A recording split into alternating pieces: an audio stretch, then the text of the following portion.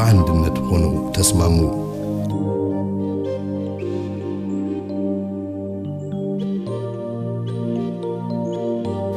በዚህችም የጸናች ኃጢአት ሳቢያ ፍርድ ከፈጣሪ በታዘዘ ጊዜ እስሚያዛ የተባለው አለቃ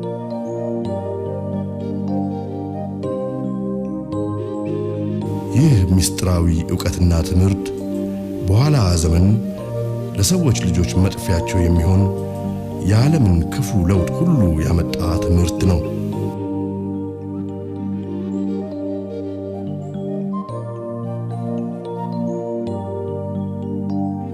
አስቀድመው እንደፈሩትም መላእክቱ ለፈጸሙት የጸናች ኃጢአት የፍርድ ቃል ከፈጣሪ ዘንድ ወጣች።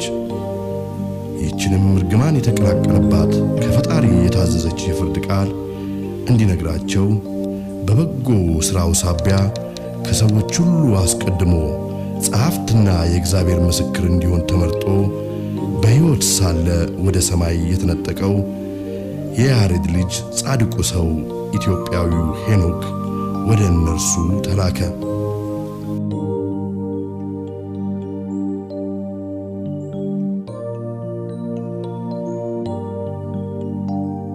ይህንም የፍርድ ቃል ከሰማይ ከፈጣሪ ዘንድ ተቀብሎ ወደ ምድር መላእክቱ ወደ ነበሩበት ሂዶ ነገራቸው።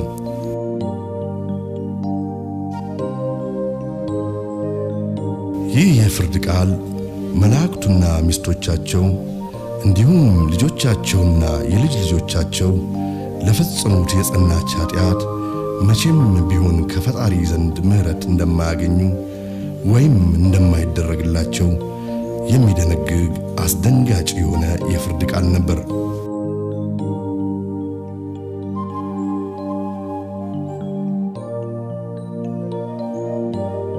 ሄኖክም የፍርዱን ቃል ለመላእክቱ ከነገራቸው በኋላ በፈጣሪ በታዘዘው መሠረት ከዚያ በኋላ በየዘመኑ ሁሉ እስከ ፍጻሜው ድረስ በመላእክቱና በልጆቻቸው ሊፈጸም ያለውን ሥራ ሁሉ ሊጽፍ ወደ ቦታው ወደ ሰማይ ተመለሰ።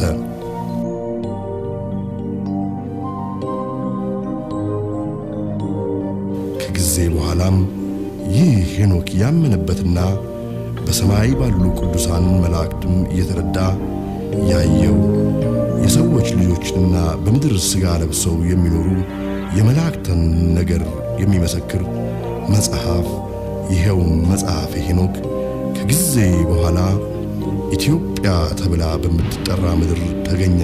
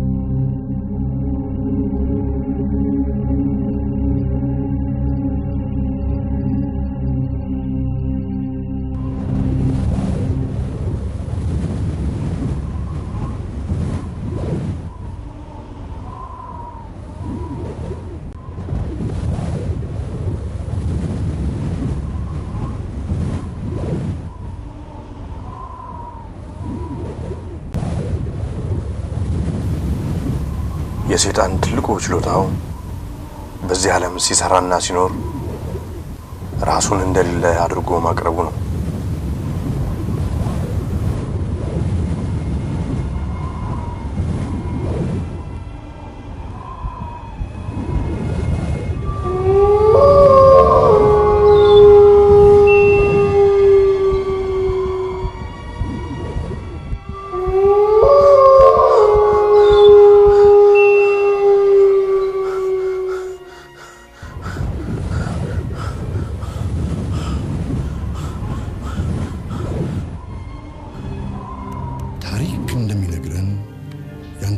ውቅያኖስ ክፍል የሚሆን አንድ ሰፊ ቦታ ነበር።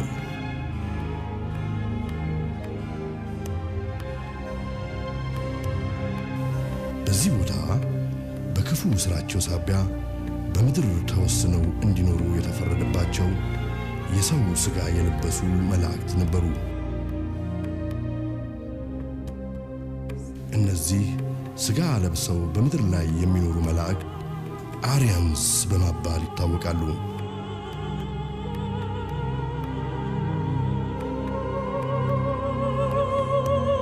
ከጊዜ በኋላ ብዙዎቹ እነዚህ ፍጡራን ከሰማይ በታዘዘ የጥፋት ውሃ ሲቀሰፉ ከውሃው ጥፋት የተረፉት ጥቂቶቹ በጀልባ ወደ ህንድና ትቤት ከፍታማ ቦታዎች ይኮበልላሉ።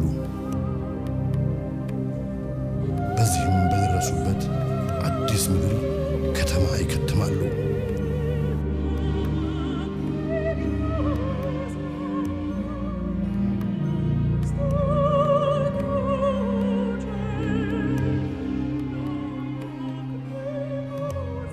ይህንን ከተማቸውን አትላንቲስ ብለው ይሰይሙታል። በዚህም ለረጅም ጊዜ ከኖሩ በኋላ ባልታወቀ ምክንያት ከተማቸውን ለቀው ወደ ሰሜን አውሮፓ ሀገሮች ሰርገው ይገባሉ። በጀርመን፣ በእንግሊዝ፣ በፈረንሳይና በስዊድን የሚኖሩ ንጉሣዊ ቤተሰቦች እስከ ዛሬ ድረስ የእነዚህ ልዩ ዘሮች ቀጥተኛ ትውልዶች ነን ብለው ያምናሉ።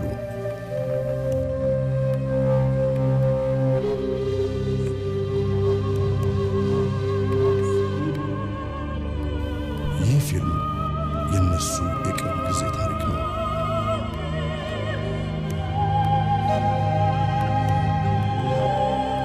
The Book of Enoch is a discarded book of the Bible. He was a guy who lived before Noah, and he wrote a book or a series of books about his adventures before the flood. መጽሐፈ ሄኖክ በመጽሐፍ ቅዱስ ውስጥ እንዳይካተቱ ተብለው የምዕራባውያን ክርስትና ሃይማኖቶች ከተቃወሟቸው 25 መጽሐፍት አንዱ ነው። ሄኖክ ከኖህ በፊት የነበረ ሰው ሲሆን በተደጋጋሚ በመጽሐፍቱ ከውሃ ጥፋት በፊት ስለነበሩ ክስተቶች ጽፏል። ሄኖክ ሥጋ ስለለበሱ በኢራቅ አካባቢ ይኖሩ ስለነበሩ መላእክት ጽፏል። እነዚህም ሥጋ የለበሱ መላእክት ከሰው ልጆች ጋር እንደተዳቀሉና ሥጋ የለበሱትን መላእክት ጸጉራቸው ብሎንድ ወይም ወርቃማ ቀለም የነበረው ግዙፍ ፍጡራን እንደነበሩ በመጽሐፍ ተጽፏል። ከነሱ የተወለዱ ልጆች ኔፍሊምስ ይባላሉ። እነኚህም ኔፍሊምስ የተባሉ ከወደቁ መላእክት የተወለዱ ልጆች በአይነታቸው የተለዩ አስፈሪ ፍጥረቶች ነበሩ። በዘመኑ የሚኖሩ የነበሩ የሰው ልጆች መካከልም ማን ኔፍሊምስ ነው ማን ደግሞ አይደለም የሚል ብዙ ውዝግብ ነበር። ኖህም እንኳን ራሱ የዚህ የኔፍሊምስ የተባለ ዘር እንዳልሆነ ማረጋገጥ ሁሉ ነበረበት። በዚህ ምክንያት ነበር ኖህ የኔፍሊምስ ዝርያ ባለመሆኑ ምክንያት ከውሃ ጥፋት ያዳነው። ስለዚህ አሁን ራሳችንን መጠየቅ ይኖርብናል። ለምን ይህንን ያህል ምስጢርን የያዘና ክርስቶስም ራሱ እየጠቀሰ ያስተማረበትን የሄኖክ መጽሐፍ ምዕራባውያን መጽሐፍ ቅዱስ ውስጥ እንዳይካተት አንፈልግም ያሉበት ምክንያት አይገባኝም። ይህ ቅዱስ መጽሐፍም የተገኘው አስቀድሞ በኢትዮጵያ ነው። ብዙ መጽሐፍ ከመጽሐፍ ቅዱስ ውስጥ እየተቀነሱ እየሄዱ ነው። ነገር ግን እንደዚህ መቀነስ የለባቸውም። Jesus even quoted from the Book of Enoch, and I think pretty much everyone in ancient times considered the Book of Enoch and holy document. So many copies of the Book of Enoch were sent to Ethiopia, and they were rediscovered, I think, in the 1770s. Modern man took it and translated it, and there's many versions of it that exist. And they compared the modern translation they have to fragments they found in 300 BC and found it to be pretty much identical. So whichever way you look at it, if you believe it's the Word of God or not, that's beside the point. It's an interesting historical document, and it tells some pretty spooky stuff. A lot of stuff, I think, has been cut out of the Bible, which maybe should have been kept in.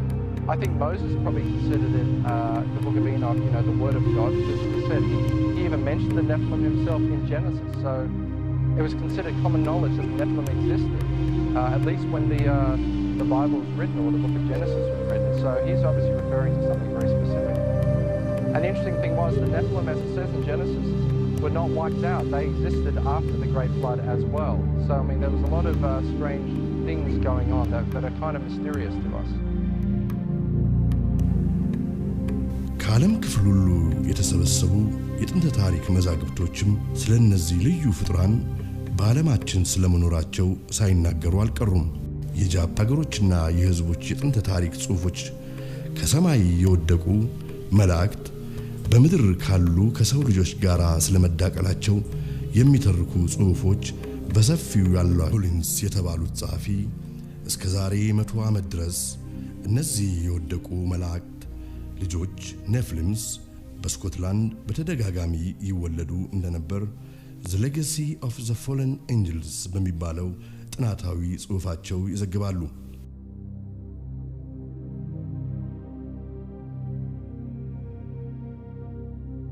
ኔፍሊሞች እንደ አባቶቻቸው የወደቁ መላእክት ሲፈልጉ በሰው ቅርጽ ሲፈልጉ ደግሞ በመላእክት ቅርጻቸው መገለጽና መታየት ይችላሉ። ሁሉም በጋራ የሚገዙት ለታላቁ ቀዩ ዘንዶ ወይም ለድራጎኑ በመሆኑ ምክንያት በመላእክት ቅርጻቸው ሲገለጹ አለቃቸው የሆነውን የቀዩን ዘንዶ ወይም የድራጎን ቅርጽ ይዛሉ። ይህ የድራጎን ቅርጽ የነሱ ማንነት ምንነትና የመኖሪያ ቦታም መገለጫ ጭምር ነው። If you want to understand the Illuminati, study the reptile.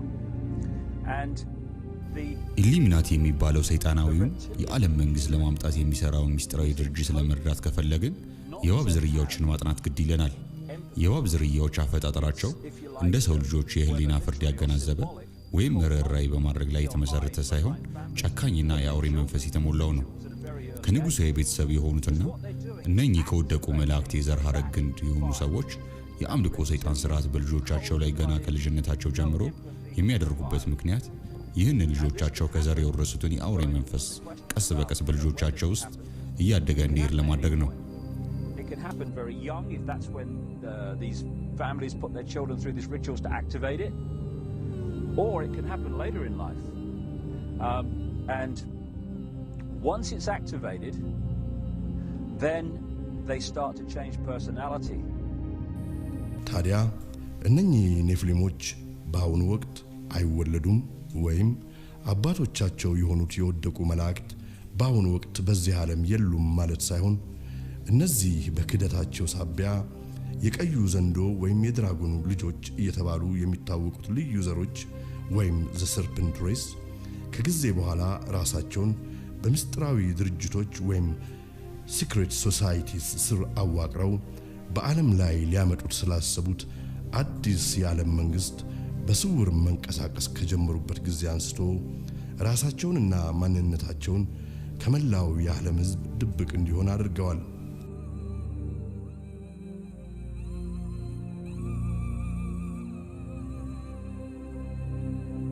የታላቋ ብሪታንያ ኢንግላንድ መጠሪያ ስሟ ኤንጅልስ ላንድ ወይም የመላእክት ምድር ከሚለው የቀድሞ መጠሪያ ስሟ የተገኘ ሲሆን የትኞቹ መላእክት ቢሉ ደግሞ መልሱ በኢንግላንድ ዋና ከተማ በለንደን በተለያዩ ዋና ዋና ቦታዎች በግልጽ ለምስክርነት ተደርገው በቆሙ ሐውልቶችና ህንጻዎች ላይ ቁልጭ ብሎ ይገኛል። አሁን ያለነው በለንደን እምብርት ተብሎ ሊጠራ በሚችለው ስትራንድ በሚባለው አካባቢ ነው። ይሄ የፋይናንሻል ሴክተሩ ወይ ለንደን ማዕከለኛ ከተማው አካባቢ ነው አሁን ያለነው። ያውንም እንደምናየው እዚህ ቦታ ላይ ተተክሎ የሚታየው ይሄ ምስል እንደገና ደግሞ የድራገን ምስል ሆኖ እንደገና እናገኘዋለን። ቀዩ ዘንዶ እየተባለ የሚታወቀው ድራጎን ምስሉና ሐውልቱ በለንደን ከተማ በብዛት ተተክሎ ሲገኝ ከሚቲዮሎጂ ጥናት የምናውቃቸው የግሪክና የባቢሎን ጎድስ እና ጎደስስ እየተባሉ በጥንት ዘመን ይመለኩ የነበሩ ስጋ የለበሱ የወደቁ መላእክት ምስሎች በተደጋጋሚ በሐውልቶችና በድንጋይ ላይ ቅርጾች በክብር በከተማይቱ ሁሉ በሰፊው ተንሰራፍተው መገኘታቸው ደግሞ ለንደንን እውነትም የወደቁት መላእክት ምስጢራዊ ምድር ሊያሰኟት ይችላሉ።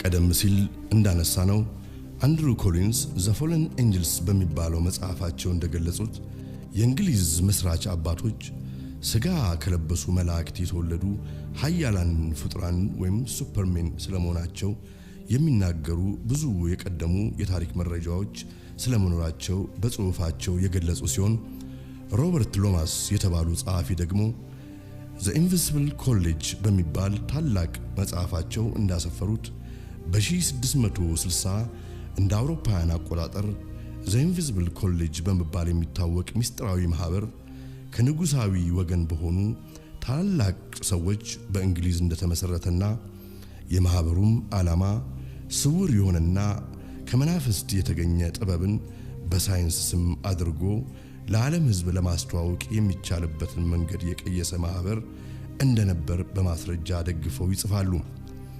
ሮበርት ሎማስ እንደሚሉት ለዘመናዊ ሳይንስ እድገት ከፍተኛ አስተዋጽኦ አበርክተዋል ተብሎ የሚነገርላቸው እንደ ሰር አይዛክ ኒውተን፣ ሮበርት ቦይል እና ሌሎችም በርካታ እንግሊዛዊ ሳይንቲስቶች የዚህ ሚስጥራዊ ማህበር መስራቾች የነበሩ ሲሆን ሁሉም በተለያዩ ጊዜያት ስውር ከሆኑና በአካል በየጊዜው ይገለጹላቸው ከነበሩ ፎለን ኤንጅልስ ወይም የወደቁ መላእክት ጋር በተደጋጋሚ ይገናኙ እንደነበርና በዘመናችንም አበርክተዋል የተባሉትን የሳይንስ ዕውቀቶችን ቃል በቃል ከነኚህ መላእክት የተሰጣቸው ሰማያዊ ምስጢሮች እንደሆኑ በማስረጃ ደግፈው ይጽፋሉ።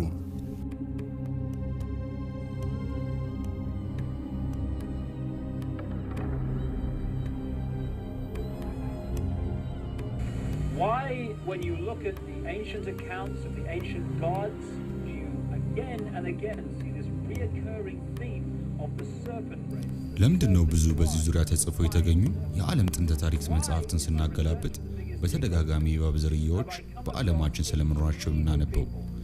በጥናቴ መሰረት በተለያዩ የዓለም ክፍል የሚኖሩ ሰዎች በከፍተኛ ስልጣንና ማዕረግ ላይ ያሉ የተለያዩ ሰዎች ከሰውነት ቅርጽ ወደ አውሬነት ቅርጽ ወይም የድራገንና እባብ ቅርጽ ሲለወጡ በአይናቸው በብረቱ ማየታቸው አበክረው ገልጸውልኛል። እጅግ በጣም ብዙ ሰዎች ናቸው ስለዚህ በአይናቸው ስላዩት ክስተት የነገሩኝ።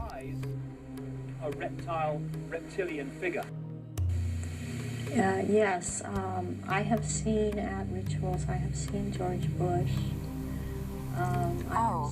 በእነኚህ ሰይጣን በሚመለክበት ስርዓት ላይ ካዩዋቸው ሰዎች በጥቂቱ ጆርጅ ቡሽን፣ ማድሊን ኦብራያንን፣ ሄንሪ ኪሲንጀርን፣ ሮናልድ ሬገንን፣ የእሳቸው ባለቤት ናንሲ ሬገንንም እና ሂለሪ ክሊንተንንም አይቻለሁ። ሂለሪ ክሊንተን ማን መሆናቸውንም ከማወቄ በፊት አይቻቸዋለሁ። እናም እሳቸውም በዚህ ግሩፕ ውስጥ አባል ናቸው። ሌሎች ሰዎች ከሰየምኳቸው በተጨማሪ ራሳቸው ከአውሬነት ወደ ሰውነት ሲለወጡ ካዩዋቸው መካከል በነገራችን ላይ ሂለሪ ክሊንተንን በዚህ ስርዓት ላይ ቢገኙ ሰውነታቸው ግን ሲለዋወጥ አላየሁም። ሌሎች ካዩዋቸው ሰዎች መካከል ሁለቱ የጆርጅ ቡሽ ሲኒየር ልጆች በተጨማሪም ጄ ሮክፌለር ነው። I have seen did I mention J. Rockefeller? And he shapeshifts. I've seen George Deukmejian and Ronald Reagan again, having been governor in California. There have been people such as Newt Gingrich. I saw. እነኚህ ሁሉ ሰዎች ታዲያ ኢሉሚናቲ የተባለው ሚስጥራዊ ማህበር አባል ናቸው። እየተናገርን ያለነው ታዲያ ዓለም አቀፋዊነት ስላላቸው በሚስጥር ዓለም እንዲገዙ ስላለሙ ጨለማ ለብሰው የተንቀሳቀሱ ስላሉ ሚስጥራዊ የዓለም ድርጅቶች ነው። ሁሉም ታዲያ የተለያዩ ሲመስሉ ለአንድ ዓላማ የቆሙ ናቸው።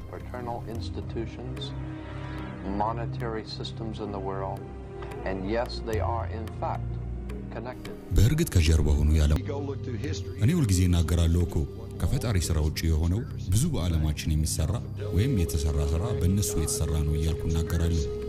አደረጉ። እነኚህ ከወደቁ የመላእክት የዘር ሐረግ ግንድን ብለው ከሚያምኑና ኖርዲክስ ወይም አሪያንስ ከሚባሉት ዘሮች በጊዜው ጥንቆላን፣ ምትሃትን፣ ኮከብ አቆጣጠርንና መናፍስት መሳብን በሰፊው ከሚያራምዱ በአውሮፓ ከሚገኙ ንጉሳዊ ቤተሰቦች ንግሥት ኤልሳቤጥ ቀዳማዊ አንዷ ነበረች። በ1768 እንደ አውሮፓውያን አቆጣጠር ከዛሬ 240 ዓመት በፊት ከስኮትላንድ አሪየንስ ወይም ኖርዲክስ ንጉሳዊ ቤተሰብ የሆነና ጄምስ ብሩስ የተባለ አንድ ሰው ከእንግሊዝ አሪየንስ ወገን ከሆነች ከንግሥት ኤልሳቤጥ ቀዳማዊ አንድ ሥራ ተሰጠው። ይህ ሥራ መጽሐፈ ሄኖክ የተባለውን የቅርስ መጽሐፍ ከአቢሲኒያ ምድር ሰርቆ ወደ ንግሥቲቷ መውሰድ ነበር። በምን ሁኔታ በዚያን ጊዜ የነበሩ የአውሮፓ ንጉሳውያን ቤተሰቦች ይህ መጽሐፈ ሄኖክ በአቢሲኒያ ምድር መኖሩን ሊያውቁ እንደቻሉ የሚጠቁሙ የታሪክ መረጃዎች ባይገኙም በዚያን ጊዜ በእንግሊዟ ንግሥት በንግሥት ኤልሳቤጥ ቀዳማዊ ቤተ መንግሥት ውስጥ ይኖር የነበረ አንድ አቢሲኒያዊ ሰው ስለመኖሩ በታሪክ መጽሐፎች መረጋገጡ ግን ስለ ጉዳዩ ፍንጭ ሊሰጥ ይችላል።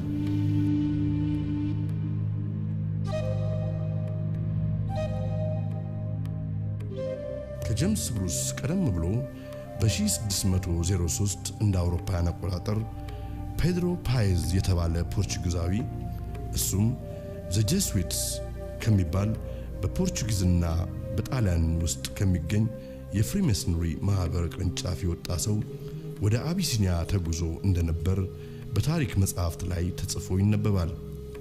ዘ ጄሱዊትስ እጅግ ጠንካራ የሆኑ እንደ ካህንና እንደ ሚስዮናዊ የሚለብሱ አሳሲንስ ወይም ግድያ ፈጻሚዎች ያሉት ምስጢራዊ ማህበር ሲሆን ዋነኛ መሰረቱም ጣሊያን ቫቲካን ነው።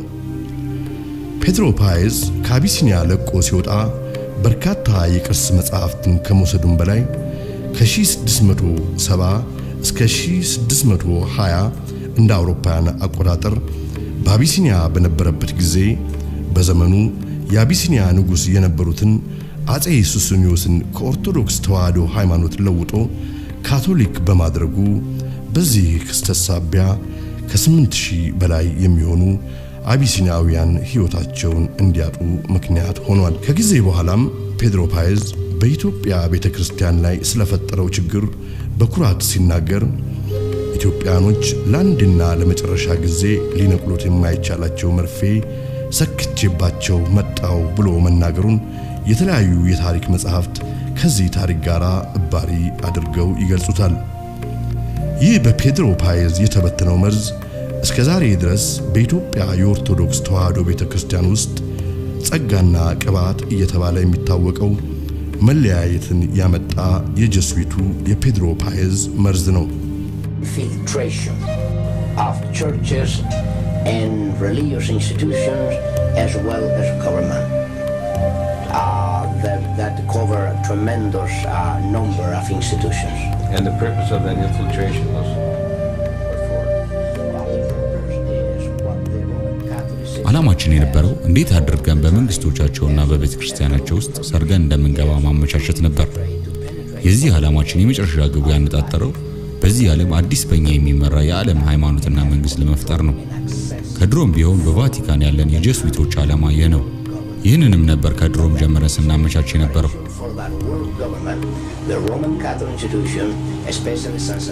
እንዴት አድርገን በፖለቲካም ሆነ በሃይማኖት ውስጣቸው መግባት የሚያስችለን ፕላን ቀርጸን ነበር የምንንቀሳቀሰው። And through infiltration and penetration of every level of society in order to take over the world politically and religiously.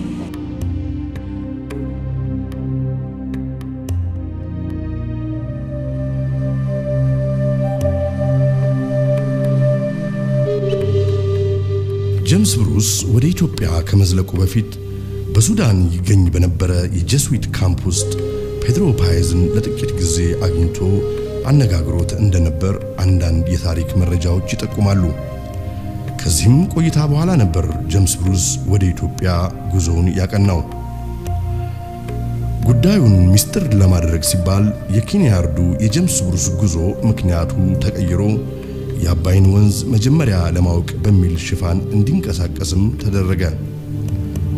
በዚህ ሁኔታ ጄምስ ብሩስ ጉዞውን ወደ ጎንደር አቢሲኒያ አደረገ።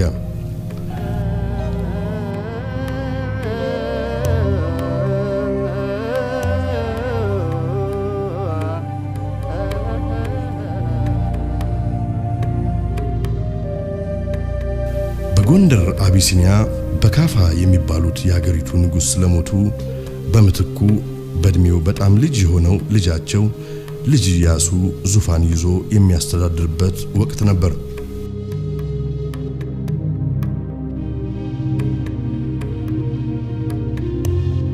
ሄኖክ በጽፈቱ እጅግ ይደነቃል።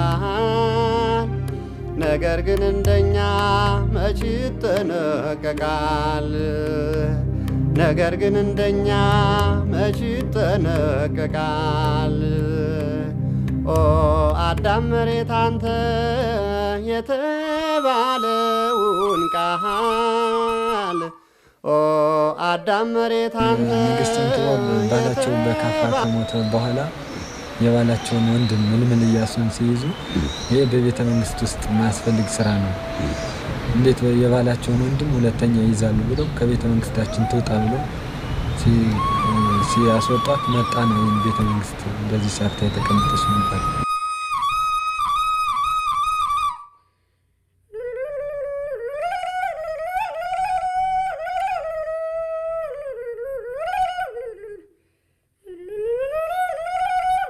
ይሄ ያለንበት የጀምስ ፕሮስ መኝታ ቤት ነው። እዚህ ማዶ ላይ የምናየው ደግሞ የንግስት ምጥዋ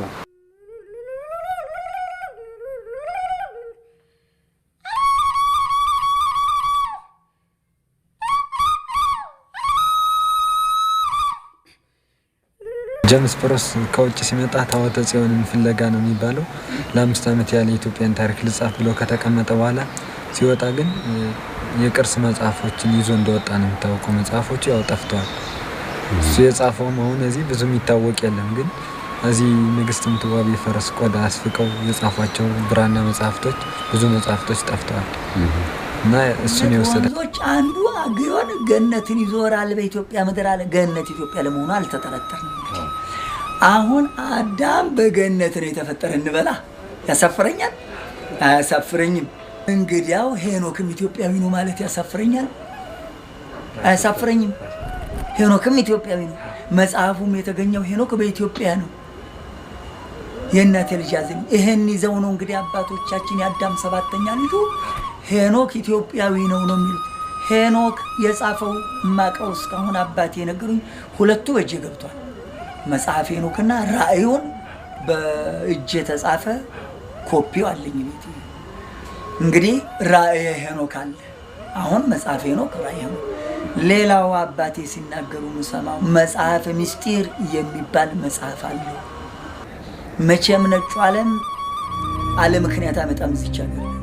በዚህ ሁኔታ ጀምስ ብሩስ መጽሐፍ ሄኖክን ከጎንደር አቢሲኒያ ሰርቆ ወደ እንግሊዟ ንግስት ወደ ንግስት ኤልሳቤጥ ቀዳማዊ ወሰደ። በዚያን ጊዜ በመላው አውሮፓ ንጉሳውያን ቤተሰቦች ዘንድ መጽሐፍ ሄኖክ የተባለው ይህ መጽሐፍ ከአቢሲኒያ ምድር ተሰርቆ በእንግሊዟ ንግስት በንግስት ኤልሳቤጥ ቀዳማዊ እጅ መውደቁን የሚያመላክቱ ዜናዎች በከፍተኛ ደረጃ ይናፈሱ ጀመር። ጀምስ ብሩስ መጽሐፍ ሄኖክን በንግስቲቷ ዘንድ ባመጣ ጊዜ የመጽሐፉን ትክክለኛነት እንዲያረጋግጥ በቤተ መንግስቱ ይኖር የነበረውን አቢሲኒያዊን ሰው አስጠሩት። ይህ አቢሲኒያዊ ሰው መጽሐፉ መጽሐፍ ሄኖክ መሆኑን ቢያረጋግጥም በመጽሐፉ ውስጥ ስለተካተተው የጸሐፍቱ መልእክት ግን ዕውቀት አልነበረውም። በንግስቲቱ ዘንድ ጆን ዲ የሚባል በኮከብ ቆጠራ ጥናትና መናፍስት በመሳብ ችሎታው አንቱ የተባለ አንድ ሰው ነበረ። ይህ ጆን ዲ የተባለ ሰው መናፍስት በመጥራት ችሎታው ተጠቅሞ ከመናፍስቶቹ ከራሳቸው የፈለጉትን ምስጢር ስለመጽሐፉ ሙሉ በሙሉ ማወቅ እንደሚችሉ በመተማመን መናፍስቶቹን ጠራቸው። ከዚያም ጊዜ በኋላ ይህ መጽሐፍ በዓለም ሕዝብ ዘንድ ተደብቆ እንዲኖር በመላው ዓለም የሚኖሩ ከአርያንስ ንጉሳዊ ቤተሰብ የሆኑት በአንድነት ወሰኑ። የዚህ መጽሐፍ ይዘት ከሌላው የዓለም ሕዝብ ተደብቆ በኖረበት ዘመናት በሰሜን አውሮፓ የሚኖሩ የአርያንስ ንጉሳዊ ቤተሰቦች አንዱ በአንዱ ላይ የበላይነት አግኝቶ የበላይ ሆኖ ዓለምን ለመቆጣጠር አዲስ በኖርዲክ ዘሮች የሚመራ የዓለም መንግስት ለመፍጠር በተናጥል በስውር ይንቀሳቀሱ ነበር።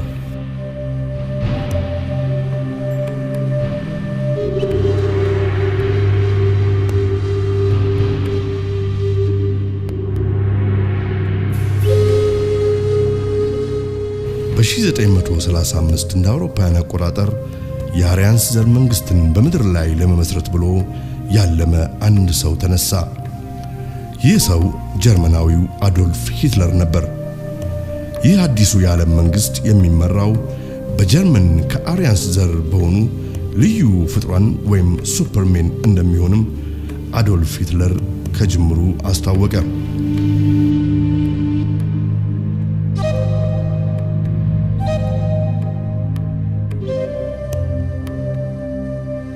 የአዶልፍ ሂትለር ፓርቲ ከፍተኛ ባለስልጣናት ሁሉም ፍሪሜሰንስ ሲሆኑ ምስጢራዊ የመላእክት ጥበብን በሳይንስ ስም በዚህ ምድር ላይ ተግባራዊ ለማድረግ ብለው በ1660ዎቹ በእንግሊዝ ዘ ኢንቪዚብል ኮሌጅ በሚባል ማህበር ውስጥ ይሳተፉ እንደነበሩት እንግሊዛዊ ፍሪሜሰኖች አይነት ተመሳሳይ ዓላማ የነበራቸው ሰዎች ነበሩ።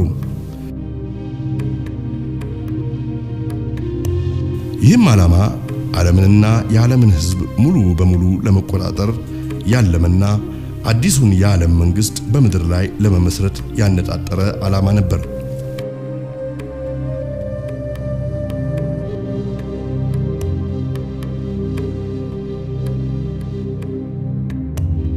ገና ከጅምሩ በ1930ዎቹ ናዚዎች የኛ የቀደሙ አባቶቻችን የሆኑ ካንታርክቲክ የፈለሱ ስጋ የለበሱ መላእክት በቲቤት ከፍታማ ቦታዎች ይኖራሉ በማለት ጉዟቸውን ወደዚያ አቀኑ።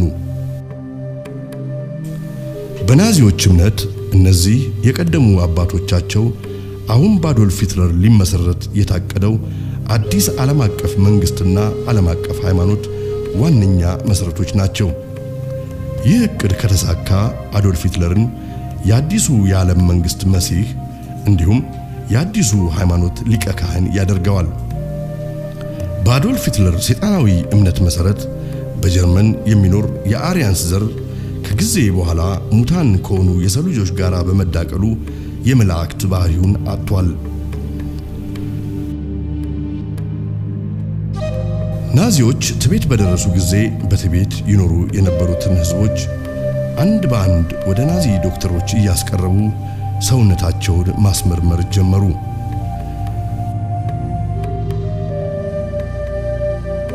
የዚህ የውጫዊ የሰውነት ምርመራ ዓላማ ከቲቤት ነዋሪዎች መካከል ያልተቀላቀሉ የአሪያንስ ዘሮችን ለማግኘት ነው። እነዚህ ዘሮች ከቲቤት ተገኙ ማለት በጀርመን የሚገኘውን የተዳቀለ የአሪያንስ ዘር ዳግም በማጽናትና በማዳቀል ቀድሞ ወደ ነበረበት መላእክታዊ ተፈጥሮ ለመመለስ እንችላለን ብለው በከፍተኛ ደረጃ ናዚዎች ያምናሉ። ይህ ትክክለኛ የአሪያንስን ዘር የመፈለግ ሥራ በቲቤት ብቻ ሳይሆን በጀርመንም ጭምር ይካሄድ ነበር።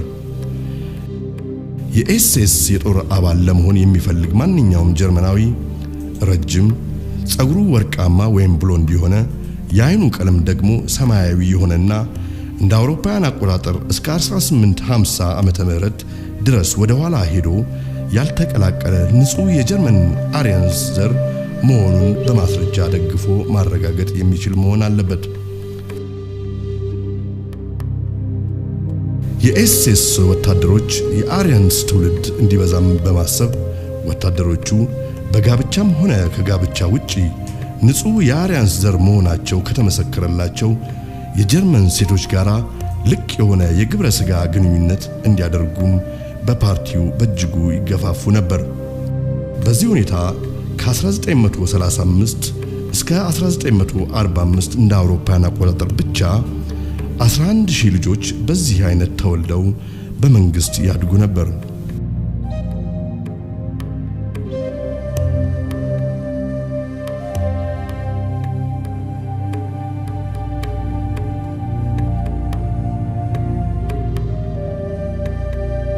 ይህ የአዶልፍ ሂትለር ዓላማ ግን በጊዜው ተመሳሳይ ዓላማ ለነበራቸው በእንግሊዝና በአሜሪካ ለነበሩ ንጉሳዊ ቤተሰቦች በዝምታ ሊያልፉት የሚችሉት ጉዳይ አልነበረም። መንግስታቱ ግንባር ገጥመው ይህን የሂትለርን መንግስት በቶሎ ገርስሰው ካልጣሉ በስተቀር አዲሱ የዓለም መንግስት በምድር ላይ ሲመሰረት አስቀድመው እንዳለሙት የመንግስቱ መስራቾች ሳይሆኑ መንግስቱ በሂትለር ፓርቲ በመድር ላይ ሲመሰረት ራቅ ብለው ቆመው ከሚመለከቱት ተመልካች ወገኖች ሊሆኑ ነው።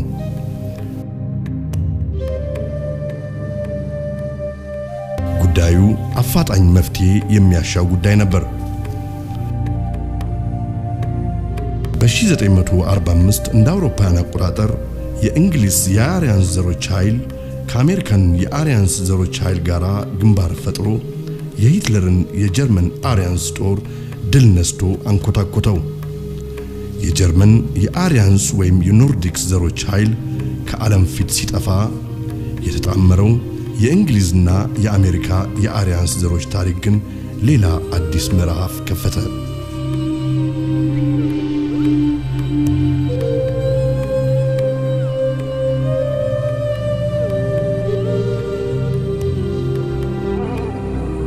family and that bloodline live here, or at least partly live here. Buckingham Palace, one of the many palaces and homes. ይህ የሂትለር በጀርመን የነበረ የአሪያንስ ወይም የወደቁ መላእክት የዘር ሐረግ ግን እንደዚህ ቀጥሎ ይገኛል።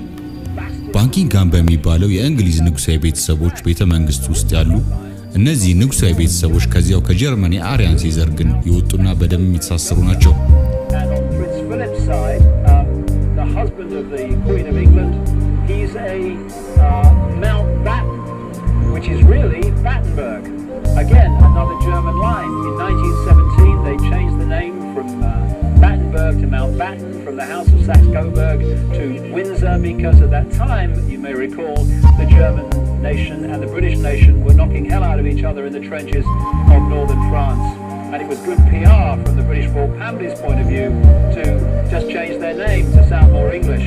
And this is just the farce and the facade behind so much, or behind which so much goes on. In the councils of government, we must guard against the acquisition of unwarranted influence, whether sought or unsought, by the military-industrial complex. The potential for the disastrous rise of misplaced power exists and will persist. We must never let the weight of this combination endanger our liberties or democratic processes. ጨለማ የለበሰው የሂትለር ናዚ ስርወ መንግስት እንዳበቃ አሜሪካኖችና እንግሊዞች በጀርመን የሚገኙ የሂትለር ምስጢራዊ የምርምር ላቦራቶሪዎችን፣ የጥናት ተቋሞችን እንዲሁም የደህንነትና የስለላ ፋይሎችን የያዙ በርካታ ህንጻዎችን በከፍተኛ ደረጃ ይበረብሩ ገቡ። የፍተሻቸውም ውጤት ያረጋገጠላቸው የሂትለር ሳይንቲስቶች የእውቀት ደረጃ በጊዜው እነርሱ ከነበሯቸው ሳይንቲስቶች በእጅጉ የላቀ እንደነበር ነው። ብዙዎቹ እነዚህ የሂትለር ሳይንቲስቶች ግን የናዚ መንግስት በ1945 እንደ አውሮፓውያን አቆጣጠር በተገረሰሰ ጊዜ እግሬ ያውጭኝ ብለው ከጀርመን ወደ ተለያዩ የዓለም ክፍሎች ፈርጥጠው ካይን ጠፍተው ነበር። ለእንግሊዞችና ለአሜሪካኖች እነኚህ የባለ ብዙ ዕውቀት ባለቤቶች የሆኑት የሂትለር ሳይንቲስቶች ዕውቀታቸውን ይዘው ያለ አድራሻ መሰወራቸው አሳሳቢ ስለሆነባቸው በሐምሌ ወር 1945 እንደ አውሮፓውያን አቆጣጠር ፕሮጀክት ፔፐር ክሊፕ ብለው አንድ ከፍተኛ ፕሮጀክት ነድፈው በስራ ላይ አዋሉ። የፕሮጀክት ፔፐር ክሊፕም ዓላማ በዓለም ላይ የተበተኑ የሂትለር ሳይንቲስቶችን አሳዶ ይዞ ወደ ፍርድ ለማምጣት ሳይሆን ሳይንቲስቶቹ በተራቸው ለአሜሪካ መንግስት በስውር እንዲሰሩ ለማድረግ ነበር። ይህም ፕሮጀክት በፕሬዝዳንት ትሩመን ፈቃጅነት ስራ ላይ ውሎ እስከ 1600 የሚሆኑ የሂትለር ከፍተኛ ሳይንቲስቶች ከዓለም ላይ ተይዘው ወደ አሜሪካ ተወስደው ከዚያ ጊዜ በኋላ ለአሜሪካ መንግስት እንዲሰሩና እንዲያገለግሉ ሆነዋል። ከነኚህ ሳይንቲስቶች መካከል ጆሴፍ መንድሊ በመባል የሚታወቀውና በጨካኝነቱ ወደር እንደሌለው የሚነገርለት የሂትለር ሳይንቲስት አንዱ እንደነበር የሚጠቁሙ ጥናቶች በአሁኑ ወቅት በገሃድ ወጥተው ይገኛሉ። በዓለም ባሉ ምስጢራዊ ማህበራት ዙሪያ የተጻፉትን መጽሐፍት ስናነብ የቀድሞ የእንግሊዝ ጠቅላይ ሚኒስትር የነበሩት ቶኒ ብሌር የፍሪሜሰነሪ ምስጢራዊ ማህበር አባልና በዚያም ማህበር የባለ 33 ዲግሪ ማዕረግ ባለቤትም መሆናቸውን እንረዳለን። ቶኒ ብሌር በሙያቸው ጠበቃ ሲሆኑ እንደ ብዙዎቹ የእንግሊዝ ጠበቆችና ዳኞች ቶኒ ብሌር የንግስቲቱ አማካሪና ጠበቃ ወይም ኩዊንስ ካውንስል ኤንድ ባሪስተር በመባል ይታወቃሉ። ይህ የተለየ ሙያ መሰረቱ ቴምፕልስ ባር በሚባለው የፍሪሜሰነሪ ተቋም ሲሆን የተመሰረተውም በ12ኛው ክፍለ ዘመን እንደ አውሮፓውያን አቆጣጠር ነው። በዚህ መሰረት ቶኒ ብሌር በአባልነት የተመለመሉት በ1591 በተመሰረተውና ስታድሆም ሎጅ በመባል በሚታወቀው የፍሪሜሰነሪ ቅርንጫፍ ተቋም ውስጥ ነው። አባሪ ጥናቶች እንደሚያመለክቱት ከ61 የእንግሊዝ ፖሊሶች የዚህ የሰይጣናዊ የሆነው የፍሪሜሰነሪ ምስጢራዊ ማህበር አባል ናቸው። በአሁኑ ወቅት እስከ 600,000 የሚደርሱ ሜሰኖች ወይም የፍሪሜሰነሪ አባላት በእንግሊዝ እንዳሉ ሲገመት ሁሉም ቁልፍ በሆኑ የአስተዳደር የሴኩሪቲና የዳኝነት ስራዎች ላይ ተሰማርተው ይገኛሉ።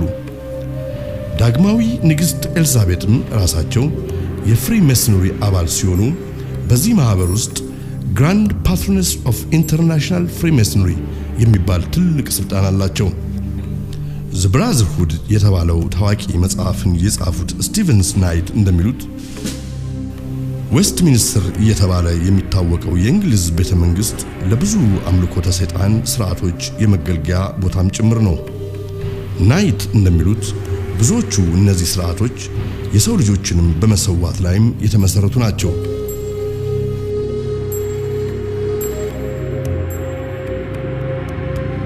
ሜሰኖች በከፍተኛ ማዕረግ ላይ ያሉትን አባላቶቻቸውን ግራንድ ሶሊሲተር ጀነራል ኦፍ ዘ ሱፕሪም ግራንድ ቻፕተር እያሉ ይጠሯቸዋል። ሜሰኖች አምላካችን እያሉ የሚጠሩትና የሚያመልኩት ያብሎን ብለው የሚጠሩትን ነው። ይህን ያብሎን የሚባል ስም ግን በሚስጥር እንዲይዙት ያምልኮተ ስርዓታቸው በጽኑ ያዛቸዋል። ያብሎን እጅግ ጸያፍ የሆነ ስም ሲሆን ይኸውም ጆቫ የተባለውን መጽሐፍ ቅዱስ የተጠቀሰ የእግዚአብሔርን ስም ባል ከሚባለው ሰይጣናዊ ስምና ኦሳይረስ ከሚባለው ከሌላው ሰይጣናዊ ስም ጋር አብሮ በማዳቀል የወጣ የስም አጠራር ነው።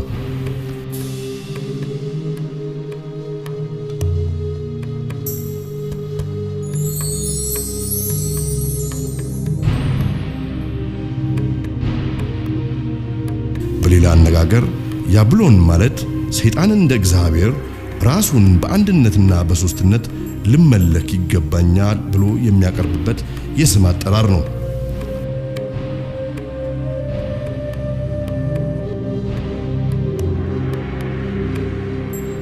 ዝርያቸው ከወደቁት መላእክት ጋር ከተደባለቀው ነገድ የሆኑት እንደነዚህ አይነት ቤተሰቦች በፈርዖን ጊዜ የነበረውን የሰይጣን አምልኮ፣ ጥንቆላን፣ ምትሃትንና ሟርትን እስከዚህ ዓለም በመቀጠል እስከ መጨረሻ ትልማቸው ይኸው ሰይጣናዊውን መንግስት በዓለም ላይ ለመመስረት በያሉበት እየተሯሯጡ ይገኛሉ።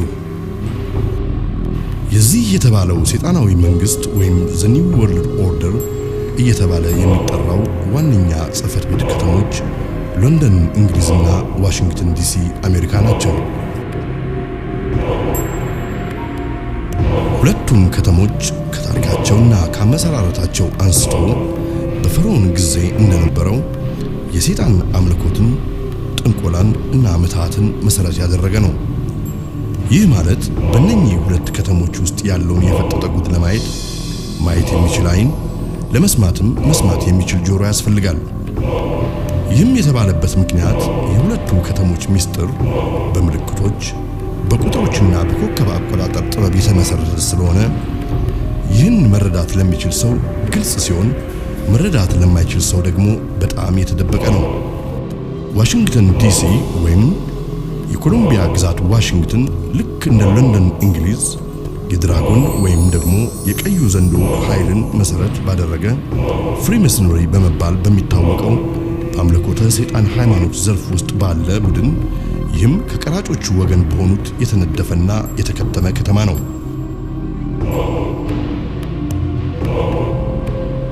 ግዛቱ የተሰጣት ኮሎምቢያ የተባለች ጣዖት ስትሆን አንዳንድ ጊዜ ማዳም ሊበርቲ የተባለች ትጠራለች። በዋሽንግተን ዲሲ አንዳችም አይነት የፈርዖንን አይነት የጥንቆላን የምትሃትን እና የኮከብ አቆጣጠርን መሰረት ያላደረገ ማንኛውም መንግስታዊ ድርጅት ህንጻ መንገድ ከቶንም አይገኝም።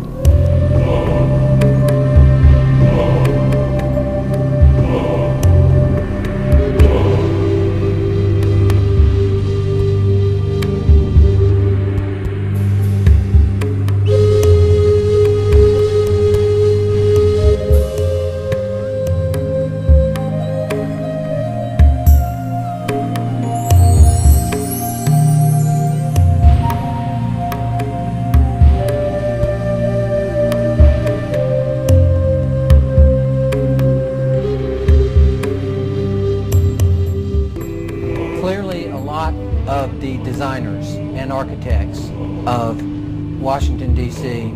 were Masons, starting with George Washington himself, who was a guiding force. Well, it was definitely designed according to Masonic principles. The streets are laid out that way. The buildings are laid out that way. And Masons may very well say that they really aren't influential as far as Washington, D.C. is concerned, and yet the cornerstone was laid by Masons. You see that the inverted five-pointed star, which is the goat of Mendes, built into the streets of Washington, D.C. There is a pentagram to the north of the White House. No one can have that happen accidentally. It's Baal worship. That's what you're involved in. That is what Masonry is based upon, the power of the dragon. In a word, hogwash. When you want to talk about symbols and what they mean, you really have to look at who's authored these symbols. With symbols, there are always multiple levels. Symbols reveal and they conceal. And that's why they're used, and that's why they're so important. They reveal to those who have eyes to see and ears to hear.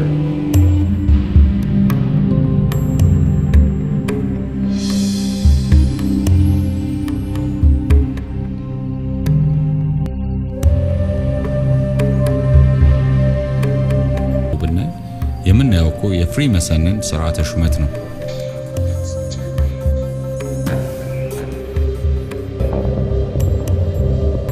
On the back of a dollar bill, you'll see the symbol on the left hand. በአንድ ዶላር የአሜሪካ ብር ጀርባ ላይ ያለው ምልክት እንደሚያሳየው በግራ በኩል አኑ ኮሎፒቲያስ የሚል ላቲን ጽሑፍ ይገኛል።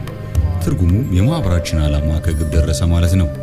የትኛው የማህበር ወይም የድርጅት ዓላማ የሚሉ ደግሞ ኖቮ ኦዶ ሰኩላሪያም የሚል ጽሑፍ ወረድ ብሎ ተጽፎ ይገኛል። ትርጉሙ አዲሱ የዓለም መንግስት ማለት ነው። ጆርጅ ቡሽ ቀዳማዊም የተናገረው ይህንኑ ነው። 1934 ፌደራል ሪዘርቭ የተመሰረተበትና የአሜሪካ የገንዘብ ኃይል ሙሉ በሙሉ በቁጥጥሩ ያደረገበት ጊዜ ነው። ይህ እንግዲህ ዓለምን ሊቆጣጠር ያለመው የምስጢራዊ ማህበር ምልክት ነው። ፍሪመሰነሮች ኢሉሚናቲ ብለው የሚጠሩት በጀርመን ባቫሪያ የተጀመረ ምስጢራዊ ማህበር ነው። እንግዲህ ይህ ኢሉሚናቲ የሚባለው ምስጢራዊ ድርጅት የተመሰረተው መጀመሪያ በ1774 እንደ አውሮፓውያን አቆጣጠር ሲሆን ይህ የትሪያንግል ቅርጽ ያለውና ብርሃን ሲፈነጥቅበት የሚታየው ይህ ምስል የሚገልጸው ሆረስ እየተባለ የሚጠራው የግብጽ ፈርዖኖች ያመልኩት የነበረው የሰይጣን ምልክቱ ሲሆን እንግዲህ ይህ ፒራሚድ በአሜሪካ ሳይሆን በግብጽ ነው የሚገኘው። ለምን በአሜሪካ $1 ብር ላይ እንደተደረገ ማወቅ ከተፈለገ ምክንያቱ ይህ ነው። በአምልኮተ ሰይጣን ውስጥ በነበሩ የቀድሞ ግብጻውያን እምነት መሰረት ፀሐይ ጠዋት ስትወጣ እነርሱ አምላካችን የሚሉት የሰይጣን ልጅ ወይም ሰን ተወለደልን ይላሉ። ይህ እንግዲህ 666 በዚህ ዓለም በስጋ መወለዱን ወይም እንደሚወለድ የሚናገሩበት ምስጢራዊ አገላለጻቸው ነው። ስሙም እንግዲህ ሆረስ ነው ማለት ነው። በፒራሚዱም እንደሚታየው ከ13 ክፍሎች ተዋቅሮ የተሰራ ነው። ከበታች የተጻፈው በ1776 የሚለው የሚያሳየው ብዙ ሰዎች እንደሚመስላቸው ሀገሪቱ የተመሰረተበት ጊዜ ሳይሆን የኢሉሚናቲ የሚባለው ሰይጣናዊ ማህበር በአሜሪካ በግልጽ ስራ መጀመሩን ነው። ይህ ማህበር ነው እንግዲህ በአሁኑ ወቅት በሰፊው የሚታየውን የኮሎምቢያ አንጃ በመባል የሚታወቀውን ምስጢራዊ የፍሪመሰነሪ ቅርንጫፍ በአሜሪካ የመሰረተው። በዚህ ሳቢያም ነው ዛሬ የምናውቃቸው ኮሎምቢያ ሙቪ፣ ኮሎምቢያ ስፔስ ሸትል ወዘተ የተባሉ የተሰየሙ ድርጅቶች የዚህ የኮሎምቢያ አንጃ ከሆኑ የፍሪመሰነሪ ማህበር ቅርንጫፍ ስፖንሰር የተደረጉ ድርጅቶች ናቸው። ለዚህም ነው መንግስታችን በዲስትሪክት ኦፍ ኮሎምቢያ ውስጥ ነው ያለው የሚባለው። ምክንያቱም እነኚህ ሰዎች መንግስታችንን ከጀርባ ሆነው ስለሚቆጣጠሩ ነው። የምንገበያይበት ገንዘብ የሚያተሙት እነሱ ናቸው። እኛም በእነሱ ቁጥጥር ስር ነን። በዚህ ምክንያት ነው ማን ማንን ይግደል፣ ማን በማን ይገደል ሁሉም የሚፈርዱትና የሚወስኑት እነሱ ናቸው። ቀደም ብዬ እንደተናገርኩት 13 ቁጥር ለዚህ ለሰይጣናዊ ማህበራት የአምልኮ ሥርዓት ውስጥ ከፍተኛ ዋጋ የሚሰጠው ቁጥር ነው። እዚህ ጋር 13 ኮከቦች፣ 13 ቅጠሎች፣ 13 ጦሮች ወዘተ ሲታዩ ሌሎችም በ13 ቁጥር እየተባዙ የሚገኙ ምስሎች አሉ። ስለዚህ ይህ የዶላር ብር በፍሪ መሰርነሪዎች ዲዛይን እንደተደረገ በግልጽ እናያለን። እዚህ ጋር ደግሞ አነስ ብሎ የሚታይ የጉጉት ምስል እናያለን። ጉጉት በፓኔሚያን ሶሳይቲ የሚባለው በአሜሪካን የሚገኝ ሌላው የፍሪ መሰርነሪ ማህበር ቅርንጫፍ ነው። አባላቱ በአመት አንድ ጊዜ በሐምሌ ወር በካሊፎርኒያ በሚስጥር በአምልኮ ሰይጣን ስርዓት ላይ ለመሳተፍ ይሰበሰባሉ። ሁሉም የቀድሞ የአሜሪካ ፕሬዝዳንቶች በዚህ ስርዓት ላይ ሲሳተፉ የሚያሳይ የፎቶግራፍ ማስረጃን በእጅ ይገኛል። የጉጉትንም ምስል የማህበራቸው መለያ ምልክት አድርገው የመረጡበት ምክንያት ጉጉት በጨለማ የማየት ችሎታ ያለው እንስሳ በመሆኑ እኛ በጨለማ ሆኖ የሌላው የዓለም ህዝብ የተደበቀ ዕውቀትና ምስጢር እኛ እናውቃለን ሲሉ ነው። Today, the Colombian faction of the Illuminati came here right after this government was formed, and that's where we get today Columbia Space Shuttle, Columbia Movies, Columbia Television, Columbia Records, everything, Columbia University. As a matter of fact, Columbia TV, Columbia Broadcasting System, CBS. What is the symbol for CBS? You all see that. And that's why our government is in the District of Columbia, because these guys own our government. They print our money, and they own not only the government, but they own you. You are their property. So, in other words, these guys print the money, they run the country, and they own you, and they own everything around it. And so they make the laws, and that's why they can decide who can kill who, and who can get away with who, and who can get away with whatever, because they make the laws and they decide, all right? As I said to you before, there are 13 layers of this pyramid, there are 13 letters in Ethiopis, but 13 is a very important number to this secret society. There are 13 stripes, there are 13 stars here, which make up the Star of David. The 13 berries, the 13 leaves, 13 arrows, there are 32 feathers here and 33 feathers there. Everything is done in sequence of 13. 13, of course, is based on, this is what we call Masonic symbolism. Freemasons designed this dollar bill. Everything is done in sequence of 13, and again, I draw your attention to the fact that you have 13 stars here, which collectively make up the Star of David. There's a reason why. On the $1 bill at the top, you'll see this little image right here, but if you blow it up from an actual photograph, you'll see it as it's a little owl. It's a symbol of the Bohemian Society. The Bohemian Society meets in California on the last 2 weeks of July of every year. I have pictures showing all of the presidents, all of the living presidents, excluding the new one, but all of the living presidents at the Bohemian Grove in Northern California, and they're all wearing red and black Ku Klux Klan dress type of regalia. The reason why they chose the owl is because the owl is a symbol used in Europe by secret societies, because the owl is wise, because it sees things in the dark. The implication is, of course, that's why they are where they are, because they're very brilliant and they know things that you don't know. የሚስጥራዊ ስርዓታቸው ከጥንታዊ ግብጽና ከአይሁድ አጉል የጣዖት የአምልኮ ስርዓት የተውጣጣ ሲሆን በዚህ ምክንያት ራሳቸውን ጁዲክና ጅሩድ ይጠራሉ። ይህ ስርዓታቸው የጨረቃ አካሄድን መር ያደረገ ሲሆን በአመት ውስጥ ካሉ ለይተው በሚያከብሯቸው ቀናት የሰው ልጆችን ለሰይጣን እንደመጻዋት በጎች አድርገው ለመሰዋት የሚቀርቡት ብዙዎቹ እነዚህ ሰዎች ከልጅነታቸው ጀምሮ ለዚህ ዓላማ አስበዋቸው በሚስጥር ሲከታተሏቸውና ሲያዘጋጇቸው የነበሩ ናቸው። በዓለም ላይ በተደጋጋሚ በየጊዜው ብዙ ህፃናት ከየቦታው ይጠፋሉ፣ ተመልሰውም አይገኙም። ይህ ለምን ይሆን በማለትም ተነስቼ በአሜሪካን ስለሚጠፉ ህፃናት ጉዳይ ለመመርመር የሚመለከታቸውን ሰዎች በማነጋገር ሰፋ ያለ ጥናት አካሂጄ ነበር። በአሜሪካን ህግ መሰረት በማንኛውም የአሜሪካን ሆስፒታሎች ሆነ የማዋለጃ ተቋማት የሚወለዱ ልጆች በሙሉ እንደተወለዱ ናሽናል ሬጂስተር ተብሎ በሚታወቀው የሀገሪቱ ፋይል ውስጥ ተመዝግበው የየግል ፋይል ሊኖራቸው ይገባል።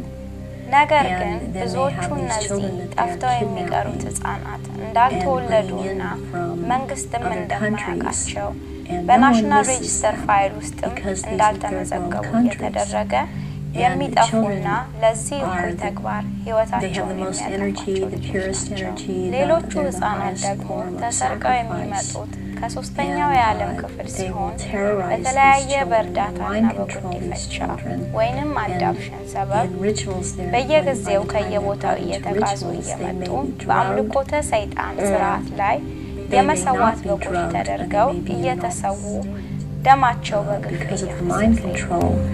and they are used as actual blood sacrifices during these rituals because of, again, reptilians needing their blood. And they will take various organs from the sacrifices depending on what date the ritual may, what the ritual may be associated with on that date, but they will also slit the throat from the left ear to the right ear, and the blood will be gathered in a goblet, and it will be dispersed among the reptilians, and dispersed among also after that among people that have been participating in these rituals. And I was an FBI agent for 27 and a half years. At the time of my retirement, ላለፉት 27 ዓመታት የኤፍቢአይ ኤጀንት በመሆን ሳገለግል ቆይቻለሁ። ጡረታም ለወጣ አካባቢ በኤፍቢአይ ቢሮ ስር ይካሄድ የነበረው በአሜሪካ ባሉ ሰይጣን አምላኪዎች የሚፈጸሙ ወንጀሎችን እንዲያጣራ የተዋቀረ ቡድን በአዛዥነት ሆኜ መርቻለሁ። በዚህ ረገድ አስቀድሞ የተሰጠኝ ስልጠና በኤክስፐርትነት ደረጃ የሚያስቀምጠኝ ስልጠና ወስጃለሁ። በዚህ መሰረት ከተለያዩ ምንጮች በደረሰኝ መረጃዎች እንዳረጋገጥኩት በተለያዩ ሙያ ላይ ያሉ ሰዎች፣ ዳኞች፣ ፖሊሶች፣ ጠበቆች፣ ዶክተሮች እንዲሁም በጣም የታወቁ ብዙ ሰዎች በዚህ በአምልኮተ ሰይጣን የተጠመዱ መሆናቸውን በምርመራዬ ደርሼበታለሁ።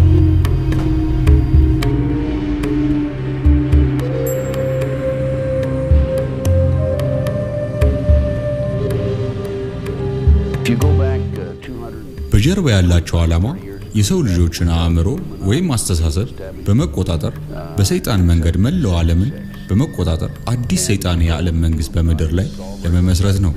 በአሁኑ ወቅት በአሜሪካ ብቻ እስከ 4 ሚሊዮን የሚደርሱ ሰይጣን አምላኪዎች መኖራቸውን በጥናት ያረጋግጫለሁ።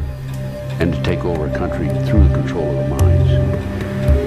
So what's happening in America, based on my research and my interviews with numerous individuals, is that the powers that be, the higher-ups, the people in the Illuminati, are using the satanic cults as a means and as a tool to condition individuals and to make them victims of the mind control, MK Ultra mind control program. There's probably close to 4 million practicing Satanists in the United States alone, based on my intelligence information. ከቅርብ ጊዜ ወደዚህ ዓለምን ሊቆጣጠሩ ብለው ባለሙ ሰይጣናዊ ሚስጥራዊ ማህበራት ዙሪያ ያጠነጠኑ በርካታ ጥናቶች እንደሚጠቁሙት ማህበራቱ በአጀንዳቸው ይዘው እየተገበሯቸው ካሏቸው አስከፊ ስራዎች አንዱ የዓለምን ህዝብ ቁጥር በ5 ቢሊዮን ያህል መቀነስ ነው። ይህንንም ክፉ ዓላማቸውን ከግብ ለማድረስ እንደ መፍትሄ ይዘው የሚጠቀሙባቸው መንገዶች ብዙዎች ቢሆኑም ሆን ብለው በሚያስነሷቸው ጦርነቶች ሳቢያና በየጊዜያቱ አዳዲስ በሚፈጥሯቸው መፍትሄ በሌላቸው በሽታዎች ሳቢያ ለህልፈት እየበቃ ያለው የሰው ልጅ ቁጥር ከጊዜ ወደ ጊዜ ቁጥሩ እየጨመረ ነው።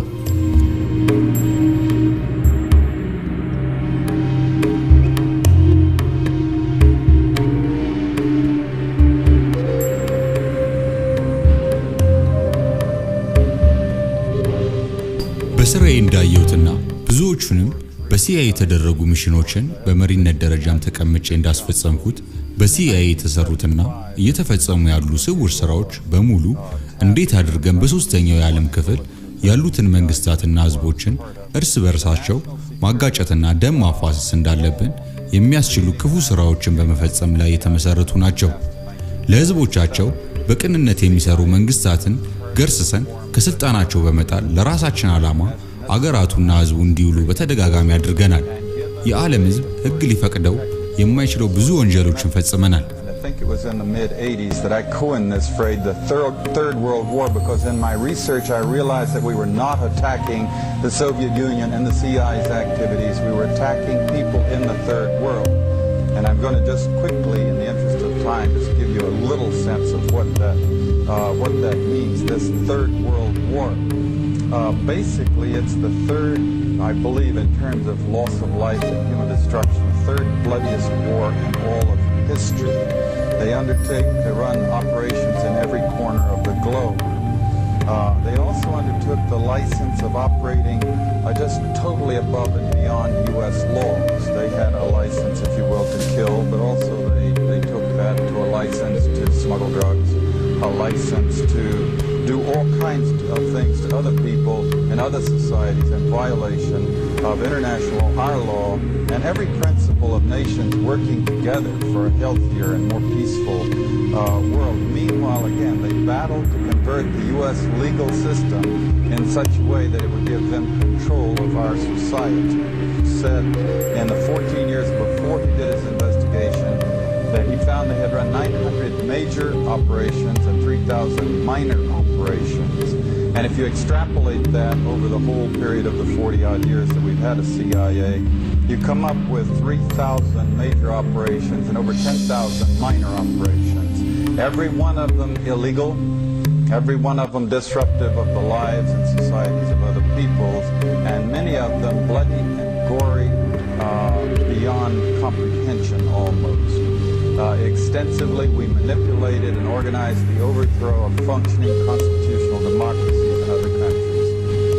We organized secret armies and directed them to fight in just about every continent in the world. We encouraged ethnic minorities to rise up and fight. People like Mosquito Indians in Nicaragua, the Kurds in the Middle East monks in Southeast Asia. We have organized, and we still do, and fund death squads in countries around the world, like the Treasury Police in El Salvador, which are responsible for most of the killing of the 50,000 people just in the 80s, and there was 70,000 before that. Orchestration, CIA, secret teams, and propaganda led us directly into the Korean War. We were attacking China from the islands of Quemoy, Matsu, Thailand, Tibet. A lot of drug trafficking involved in this, by the way, until eventually we convinced ourselves to fight the Chinese and Korean. We had the Korean War and 1 million people were killed. Same thing for the Vietnam War, and we have extensive documentation of how the CIA was involved at every level of the national security complex, because it's a very cooperative thing, into manipulating the nation into the Vietnam War. Odo Abkeyo, በተለይ ሰይጣናዊ የሆነው የፍሪሜሰንሪና የኢሉሚናቲ ሚስጥራዊ ማህበር ዋነኛ የማጥቂያ ስልት ነው። ኦዶ አብኬዮ የላቲን ቋንቋ ሲሆን ኦርደር አውት ኦፍ ኬዎስ የሚል የእንግሊዘኛ ትርጉም ያገኛል። በአማርኛም በጭንቅ ሳቢያ የተጸነሰ የመፍትሄ እርምጃ ወይም ስርዓት ተብሎ ሊተረጎም ይችላል። ኦዶ አብኬዮ በተለይ በዓለማችን ላይ ሆን ተብለው እንዲጠነሰሱ በቅድ የነደፏቸው ጦርነቶች እንዲሆኑ ያስቻላቸው የደባ መንገድ ነው። ኦዶ አብኬዮ እንዴት በስራ ላይ እንደሚውል የሚያሳይ ምሳሌ ለማቅረብ ከተፈለገ ብዙ አስቸጋሪ አይሆንም። ከቅርብ ጊዜ በፊት በዓለማችን የተከሰተ አሳዛኝ ታሪክን እንደ ምሳሌ አድርጎ ማቅረብ ይቻላል። በመስከረም 11 2001 እንደ አውሮፓውያን አቆጣጠር በአሜሪካ ኒውዮርክ የሚገኙት የዓለም አቀፍ የንግድ ህንጻዎች ወይም The World Trade Centers በመባል የሚታወቁት ህንጻዎች በበራሪ አውሮፕላኖች ሆን ተብለው ተመተው እንዲወድቁ ተደረገ። ይህ የኦዶ አብኬዮ ፕሮብሌም ክሪኤሽን ስቴጅ ወይም ሆን ብሎ ችግር መፍጠር ብለን የገለጽነው የአጀንዳው የመጀመሪያው ክፍል ነው።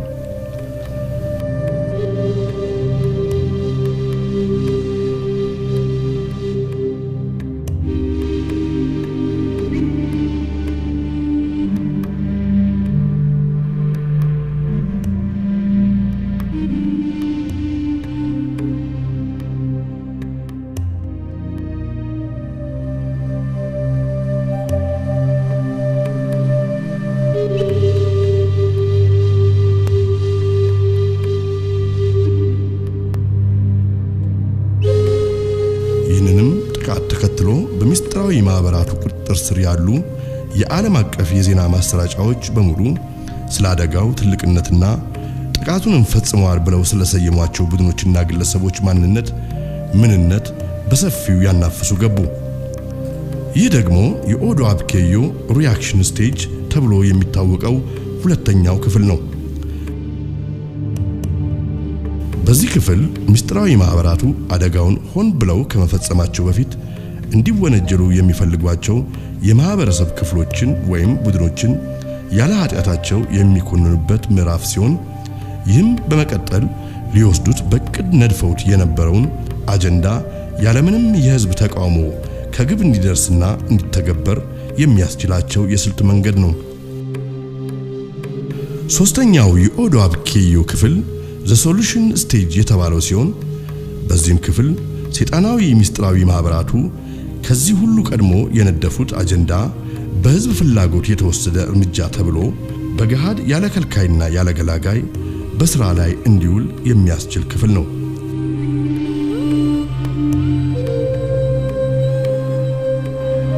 These acts shatter steel, but they cannot end the steel of American resolve. America was targeted for attack because we're the brightest beacon for freedom and opportunity in the world, and no one will keep that light from shining. I've directed the full resources of our intelligence and law enforcement communities to find those responsible and to bring them to justice.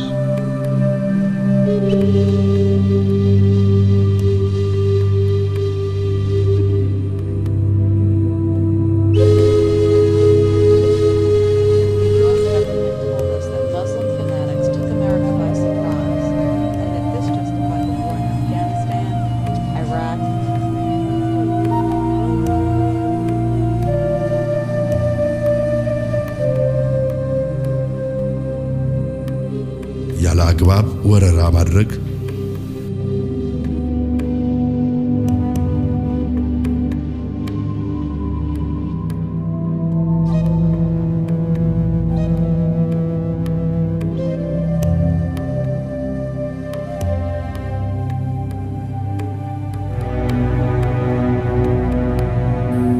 ያለ ፍርድ ማሰር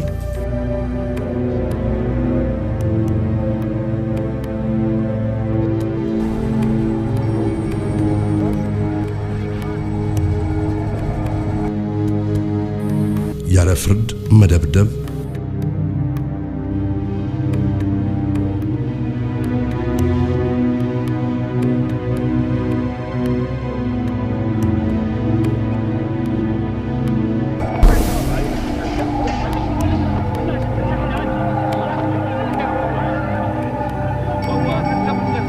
ያለ ፍርድ መግደል ሁሉም በዚህ በኦዶ አብኬዮ ሶስተኛ ክፍል እንደ ትክክለኛ እርምጃ ተቆጥረው የሚተገበሩ ተግባሮች ናቸው።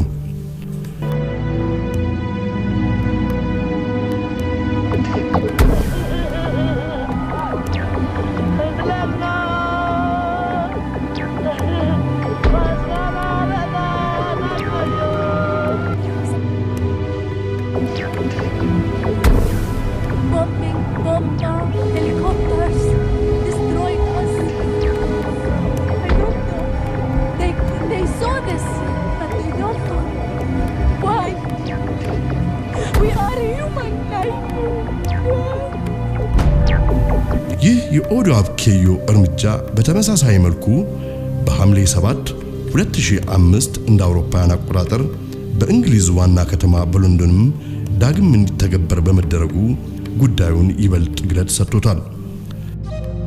ከአሜሪካው የ9/11 እና ከእንግሊዙ ከ7/7 ክስተት በኋላ ዓለም እንደቀድሞው አይደለችም።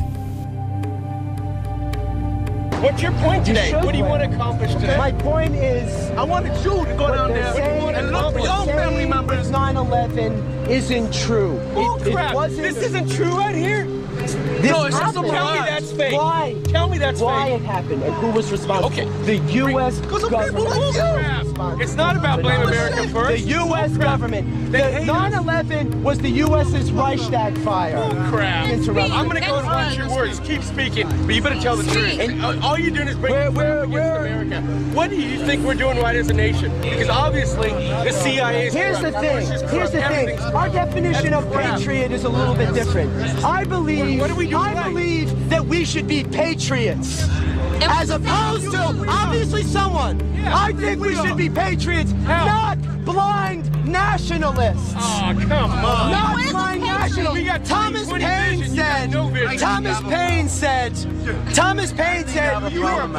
true duty of a patriot is to defend, and I want to get every one of them back. The true duty of a patriot is to defend his country from its government.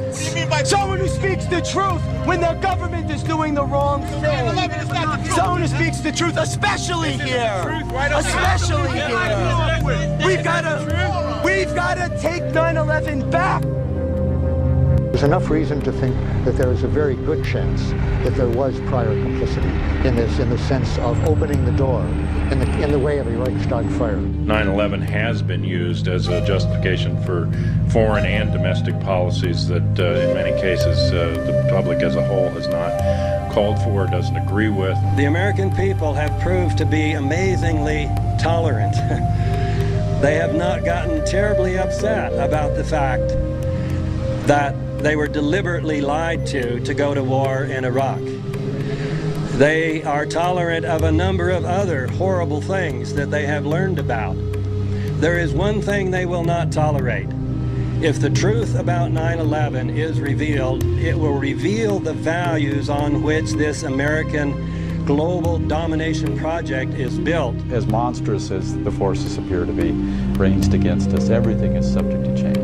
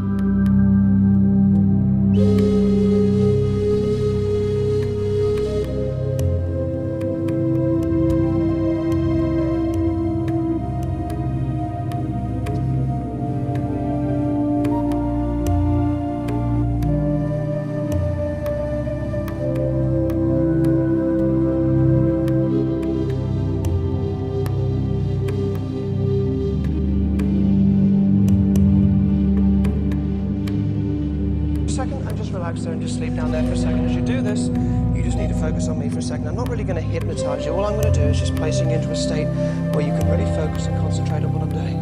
So as you do this, and just listen to my voice right there in the center of your head, and take a moment just to carry on sinking and drifting and just floating down, so you can really understand what I'm telling you, so these words really make sense to you. Here's what you're going to do.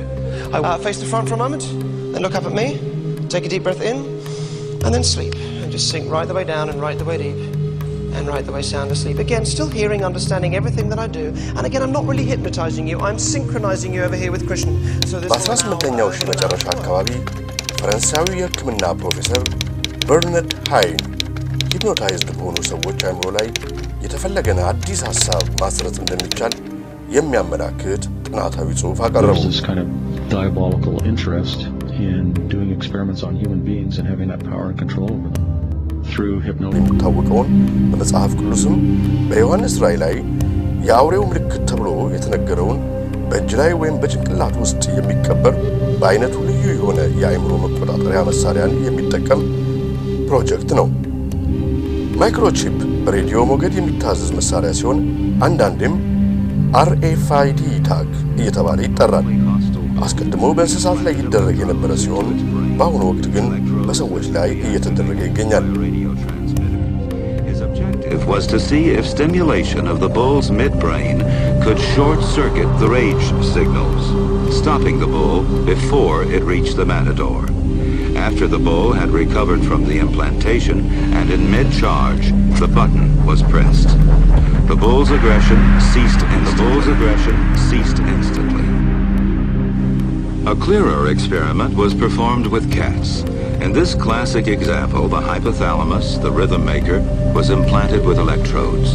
Could it be responsible not just for rhythms, but also for rage? The switch is turned.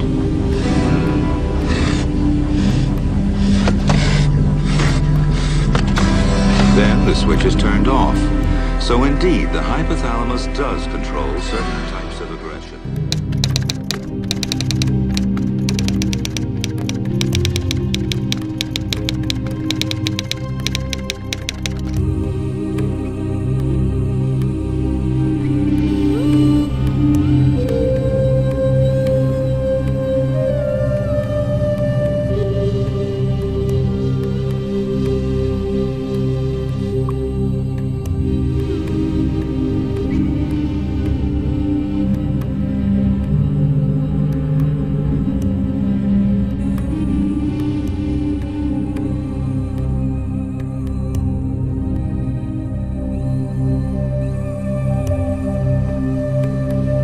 Something has to change, though. They have to find a better way to identify the bad guys, or the rest of us are going to stay home and watch the world go by on television. But we need some system for permanently identifying safe people. Most of us are never going to blow anything up, and there's got to be something better than one of these photo IDs. A tattoo somewhere, maybe. The Saudis used an American device to scan the eyes of travelers. I wouldn't mind having something planted permanently in my arm that would identify me. If we don't do something, people are going to stop flying. If they stop flying, and I don't go to the Giants games, it means the bastards have won. And just around the next high-tech corner, an electronic chip like this that can be implanted under your kid's skin. Let's say children in your community start wearing wristwatches with GPS devices in them. Can't that only be a good thing for the community if it keeps children safe? If I had the chip, I could travel all over the world. That would give me the freedom of living a life without bounds.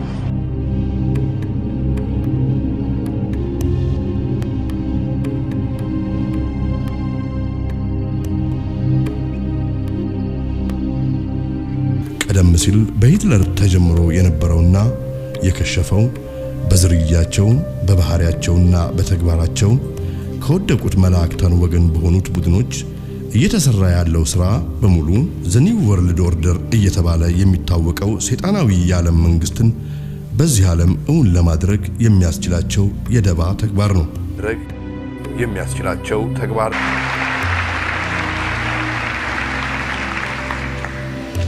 Tonight, as our troops begin to come home, let us recognize that the hard work of freedom still calls us forward. We've learned the hard lessons of history. The victory over Iraq was not waged as a war to end all wars. Even the New World Order cannot guarantee an era of perpetual peace, but enduring peace must be our mission. In one small country, it is a big idea, a new world order.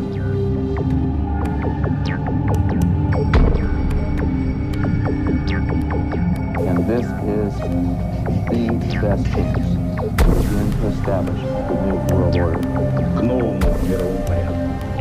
I think even that does not describe why the world has changed so much and why the world has turned so much toward a new world order and a new kind of civilization. የዚህ the new world order ወይም የሰይጣናዊው የዓለም መንግስት መሪ በመጽሐፍ ቅዱስ 666 ወይም አውሬው ተብሎ የተሰየመው ሲሆን እሱም በአዳም ሥጋ የሚገለጸውና ፍጹም ሰው ፍጹም ሰይጣን የሆነው ፍጡር ነው። 666 በግንባሩ የሚጻፍበት ታላቁ አውሬ ዓለሙን በመርዙ የሚያስት ዓለምን በመታቱ የሚያስት ዓለምን በሙሉ አስቶ ወደሱ የገቡትን በታላቅ ጭካኔ በዓለም ላይ የሚያሰማራቸው አውሬዎች ከነሹማምንቱ ይጨከን በሚወጣበት ሰዓት እኔ እግዚአብሔር ነኝ ብሎ ያለምንም መፍራት አፉን ሞልቶ ከሰማይ ብዙ ተአምራትን እያወረደ እሳት ከሰማይ እያወረደ ብዙ ድንቅ ተአምራትን እየሰራ ብዙ ደጋግ ተአምራትን እየሰራ ዓለምን የሚያስተው አውሬው ሐሳቡ መስሎ ቀይ ዘንዶም ይለዋል እባብም ይለዋል። ይህ አውሬ በሚወጣበት ሰዓት በአንድ እጁ ጨረቃ በአንድ እጁ ፀሐይን የያዘ መስሎ በመታሃቱ ይወጣል። በዚያን ጊዜ እኔ እግዚአብሔር ነኝ የሚሰራውን ተአምራት ይህንን አይተው ብዙዎች ያምኑበታል። እሱም እንደ ደረጃ ደረሱትን ያስታቸው ትክክለኛው 666 በዓለም ፊት ከመገለጹ በፊት ግን መንገድ ጠራጊዎች የተባሉት ሐሳዊ 666ቶች በተደጋጋሚ ወደ ዓለማችን መምጣታቸው አልቀረም። We should reign in life, that there is no sin, and today we're honoring him with a symbol. Joanne de Jesus is one of several dozen members of a religious sect called Creciendo en Gracia, or Growing in Grace. They were tattooed on their arms, ankles, even their necks with 666, the biblical sign of the Antichrist. Why? Because their spiritual leader says he is the Antichrist, not the embodiment of evil, but rather the second coming. 666, Antichrist means do not put your eyes on Jesus Christ of Nazareth. Put it in Jesus after the cross. And that's you. That's me. And he says the word Antichrist is a bad translation of a word that actually means the new Christ, the second coming. Puerto Rican-born Jose Luis de Jesus Miranda founded the sect 20 years ago in a warehouse outside Miami. You receive it, you accept it, you confess it, and it's done unto you.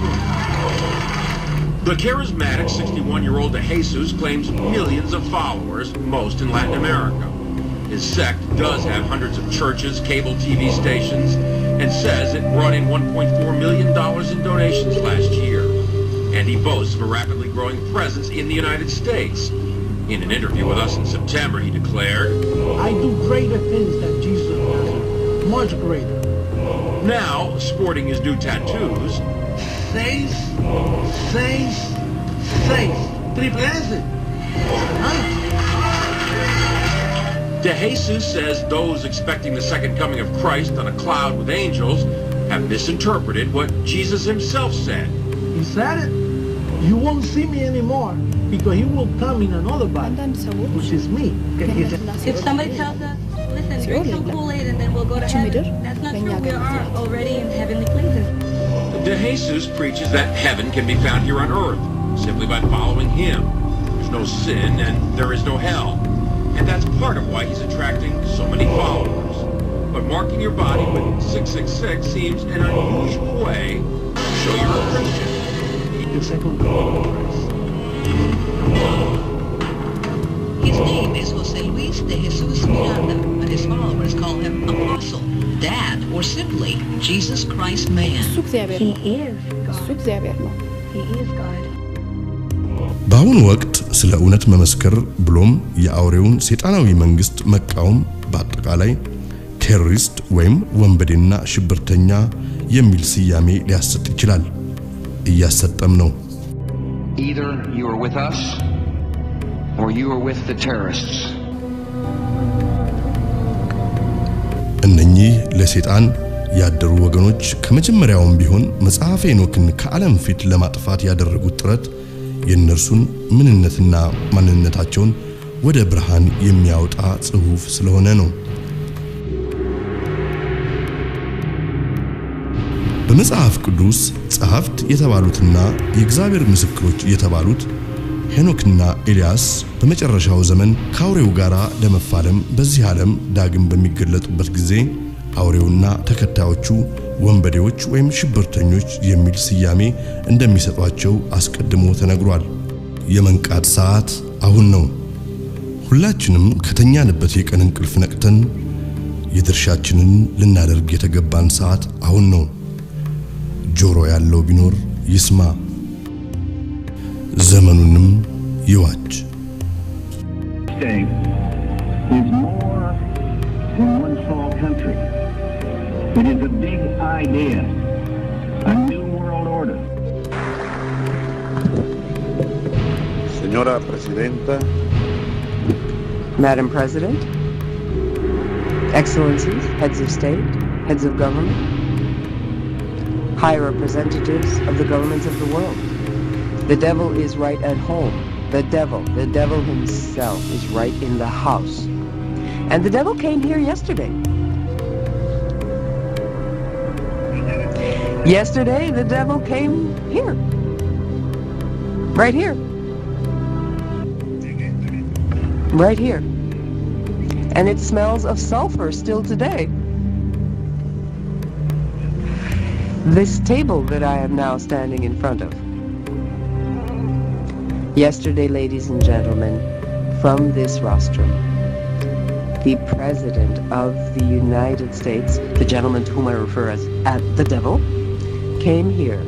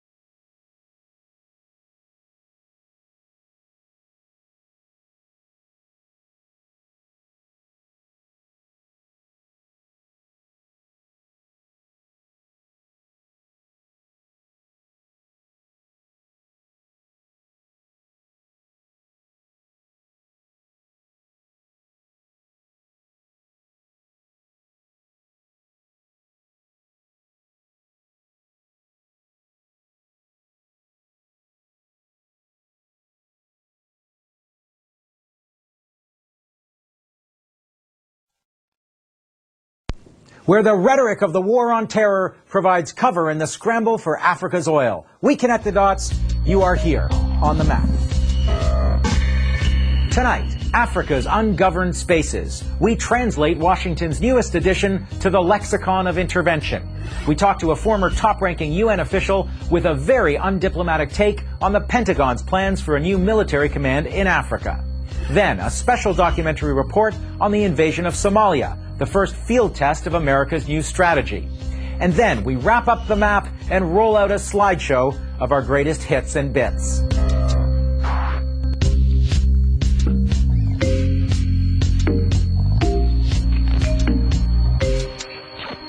Hello, I'm Avi Lewis. Welcome to On the Map, and our last show until we come back in the fall.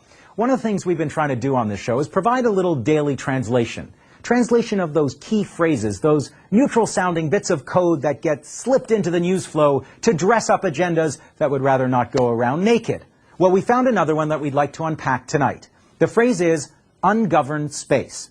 And I first heard it myself a little more than a week ago from a former defense official from the U.S. war on drugs in Colombia who is now enthusiastically promoting the export of that strategy to Afghanistan. Take a look at the clip. It's very simple, Avi. The best security forces in the world in terms of dealing with narco-terrorists and ungoverned space and establishing sovereignty, such as the rule of law, are the Colombian security forces. Ungoverned space. Two words you're going to be hearing a whole lot more in the coming months. Now, Andre Hollis used them to describe the drug-producing regions of Colombia and Afghanistan, both places where U.S. Special Forces are now training local police how to do drug raids, house-to-house searches, and crop eradication. But the new frontier for ungoverned space is Africa. In fact, the phrase has already been used to justify American military intervention on the continent. Here's the big picture. The United States needs oil, and Africa has it, lots of it. Nigeria is already a major supplier. Angola's oil production is surging, as is Sudan's, where the capital Khartoum is booming, even as the conflict in Darfur grinds on. It's in this context that the Bush administration has announced a new central command for its military presence in Africa. This command will enable us to have a more effective and integrated approach than the current arrangement of dividing Africa between Central Command and European Command. It's called AFRICOM, and it will consolidate the existing missions on the continent. Special forces that are training local soldiers in the countries surrounding the ungoverned space of the Southern Sahara. AFRICOM's overall purpose is laid out with great clarity in a research report that explains the initiative to the U.S. Congress. AFRICOM will promote U.S. interests in Africa, including fighting the so-called war on terror against threats in ungoverned spaces, all while keeping an eye on Africa's important energy resources. Translation. The Pentagon wants to increase its permanent military presence in Africa in order to secure access to oil. And it will justify the boots on the ground by talking up the threat of terrorists based in ungoverned spaces. That was precisely the rationale used when the U.S. helped Ethiopia invade Somalia late last year. And later in the show, we'll have a special documentary report on Somalia, where the fighting continues, with more bombings, shootings, and civilians caught in the crossfire even today. But first, let's talk more about the doctrine of ungoverned space and its wider implications for Africa with someone who's been following this phenomenon very closely.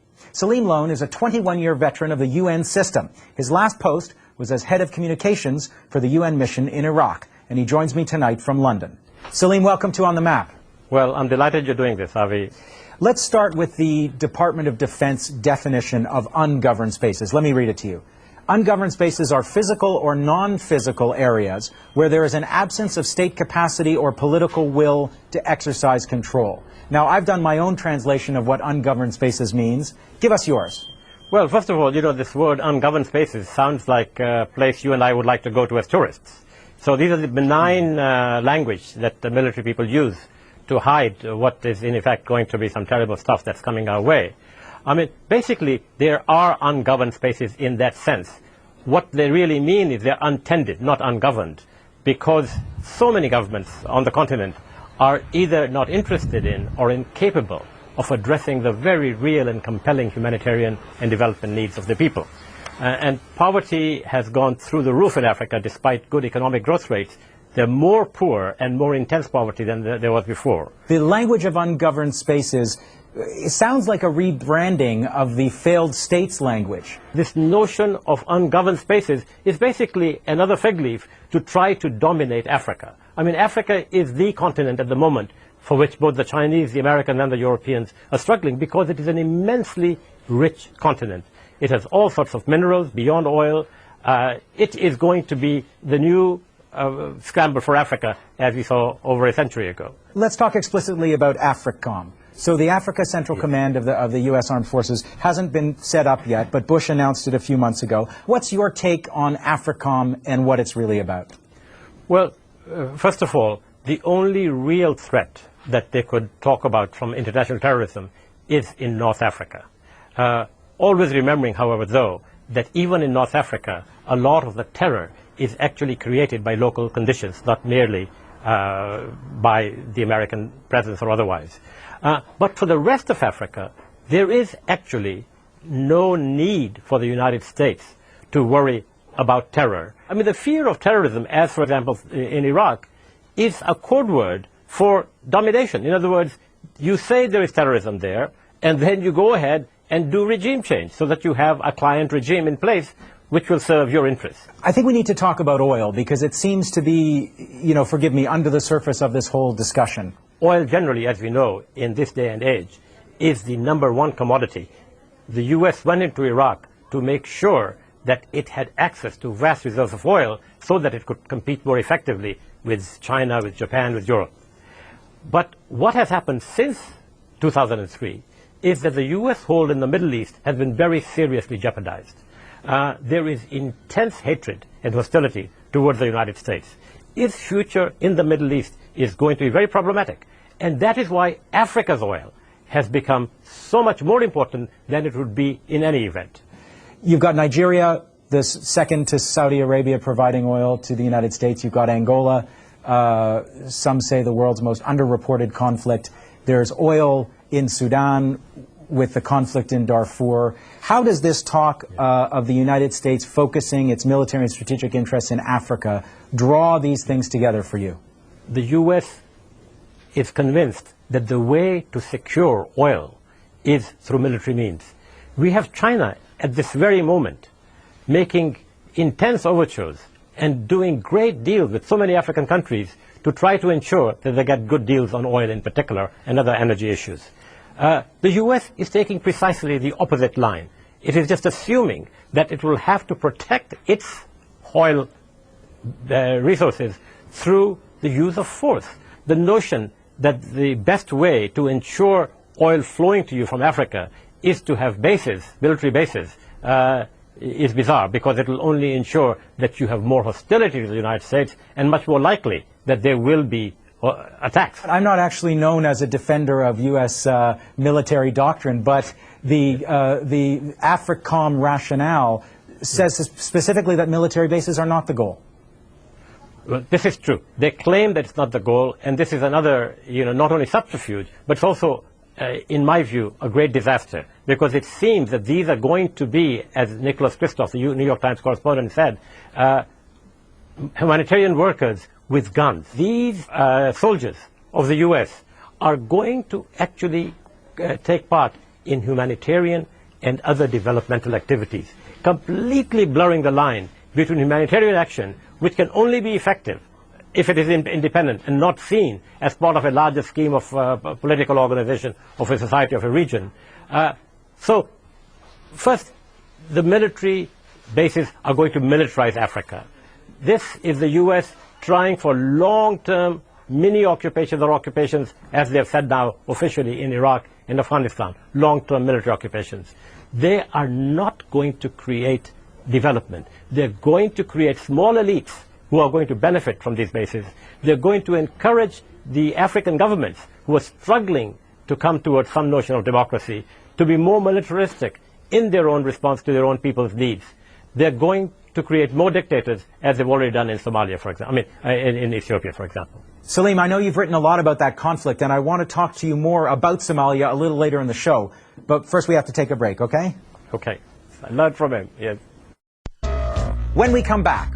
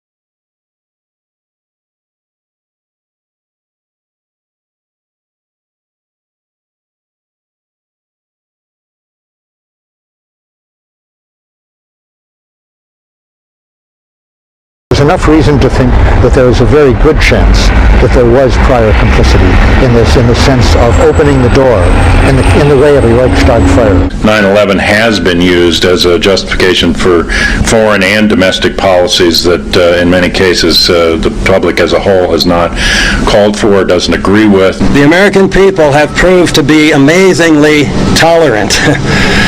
They have not gotten terribly upset about the fact that they were deliberately lied to go to war in Iraq. They are tolerant of a number of other horrible things that they have learned about. There is one thing they will not tolerate. If the truth about 9/11 is revealed, it will reveal the values on which this American global domination project is built. As monstrous as the forces appear to be ranged against us, everything is subject to change.